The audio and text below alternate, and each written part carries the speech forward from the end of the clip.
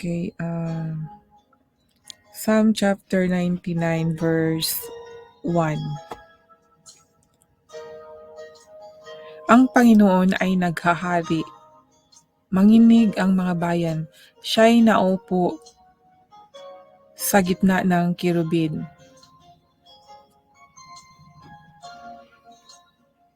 The Lord reigneth, let the people tremble. He setteth between the cherubims. Let the earth be moved. Ang Panginoon ay naghahari, manginig ang mga bayan. Siya'y naupo sa gitna ng kirubin, magkilos ang lupa. Itong sa naawaan ko po dito, mga kaibigan, sa Psalm chapter 99 verse 1. Kasi nga, di ba, yung tungkol din sa mga images at isa din ito sa itong cherubim, no? Isa din ito sa mga ginawang halimbawa kung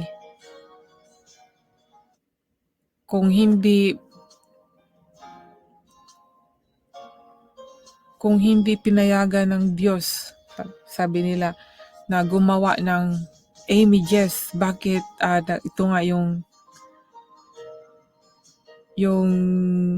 cherubim na ay pinagawa yun. Nabasa ko kasi yun sa mga comments no. Ngayon nabasa ko ito ba yung dito sa Psalm chapter 99 verse 1 na ang Diyos ay naupo sa gitna ng cherubims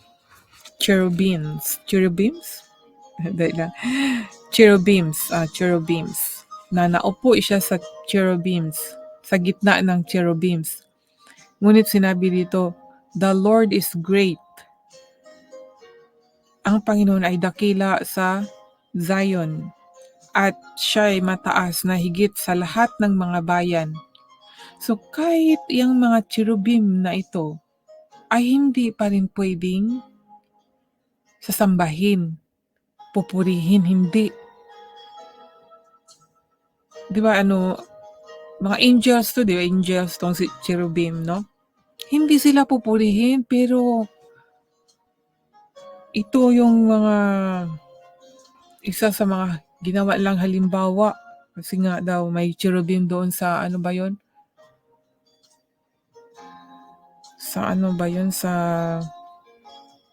sa ark. Hindi ko na maklaro masyado. Pero nung nabasa ko lang ito ba, dahil wala ka talagang sinabi kahit nasaan sa ibang verses pa, kahit noon, na may sinabing sasambahin ang Panginoon at saka yung itong mga cherubim o mga iba pa, wala. Siya lang eh. The Lord is great in Zion and He is high above all the people. Let them praise thy great and terrible name, for it is holy. So siya lang talaga ang dapat purihin, mga kaibigan. Walang iba eh. Ang Diyos lang. Kung tayo, naniniwala tayo na may Diyos, dapat siya lang ang pupurihin, wala nang iba. Kahit meron pa diyang mga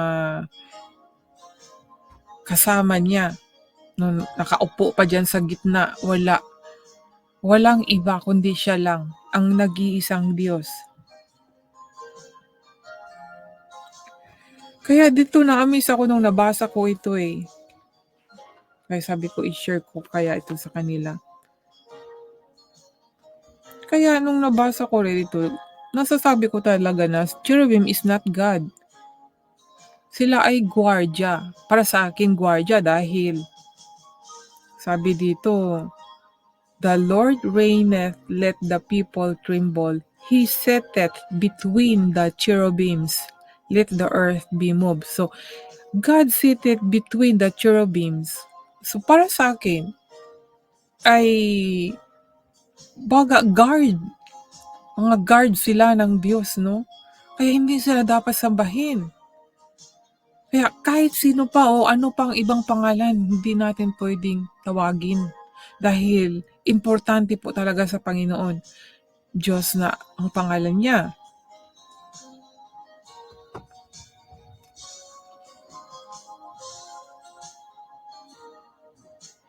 Sa verse 3, chapter 99 ng awit. Purihin nila ang iyong dakila at kakilakilabot na pangalan. Siya'y banal. O, tingnan nyo po, purihin ang kakilakilabot na pangalan ng Diyos. Imagine, kakilakilabot pa ang pagkasabi dito. Let them praise thy great and terrible name, for it is holy. So mga kaibigan, mag-ingat po tayo sa pagtawag ng ibang pangalan, lalo na pag hindi siya Diyos. Tapos tao lang siya ginawang santos o saints. Kahit ginawa siyang saints, okay. Pero don't call His name during your prayer.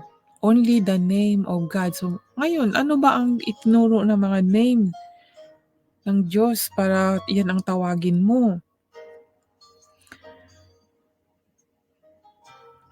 Sa verse 5, tingnan niyo po ang sabi dito. Ibunyi ninyo ang pangalan nating Diyos at magsisamba kayo sa harap ng kanyang tungtungan. Siya'y banal. Exalt ye the Lord our God and worship for His footstool, for He is holy. Yung name ng Diyos lang talaga, mga kaibigan.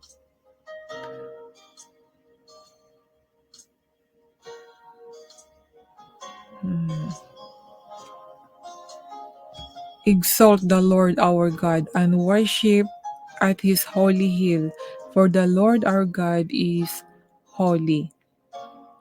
Verse 9 ng Psalm chapter 99. Kaya ngayon mga kaibigan, at nalaman nyo na meron talagang dapat tayong tawaging pangalan sa ating Diyos. Kayo po mismo alamin nyo kung anong pangalan ng Diyos. Sa akin po kasi, syempre sa ngayon, new generation, Christian, naniwala tayo that Christ Jesus is saving our soul. He is a Savior, all mankind, all over the world, lahat, buong mundo ay siya po ay tagapagligtas.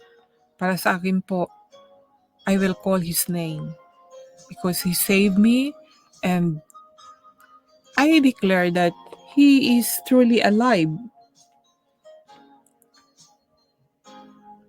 Not alive in in physical na nakita natin like a person, but He is alive in spirit. At meron tayong mababasa din mga evidence